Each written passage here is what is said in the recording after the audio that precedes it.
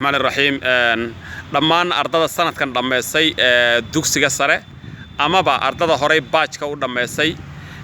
waxaan u sheegayaa fursadahan soo socda ardada baajka dhameysay waxay sameyn karaan qaybaha petroleumka la xiriira sida petroleum law ama sida datada loo manage gareeyo ama oil gas waxyaalaha kamid oo ay ka soo bixi karaan ay sameyn karaan haday lacag u haystaan laakiin ardada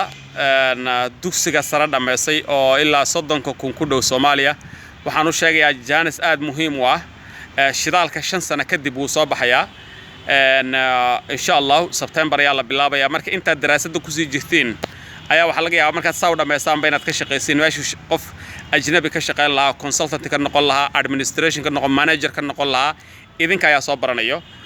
waa wax aad u fudud ma adko qofkii awooda dabadu tagaya qofkan awoodina xataa tan jaamacada xamar ku taala quality-gu noocay doonto noqoto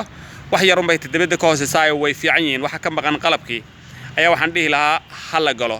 fursad baa haysteen ardada dabada maal dhaxda waaniga ku soo daray petroleum law qayb kamida way jiraan dad aqoon tale laakiin ma lahan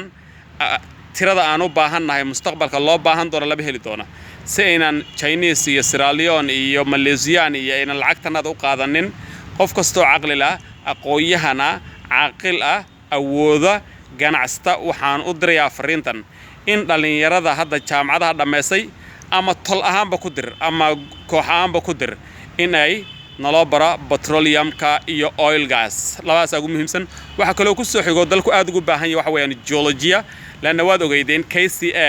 shirkadda Ingiriiska inay dawladda ku wareejisay macluumaadkii macdanta Soomaaliya okay qaybta saddexaad waxa weeyaan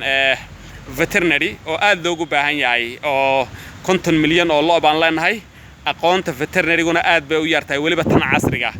ta kale waa agriculture marka khayraadkiina aad wax ku tihiin fariintan qof walba oo Soomaaliya media aad u isticmaala TV-yada waxaan ka codsanayaa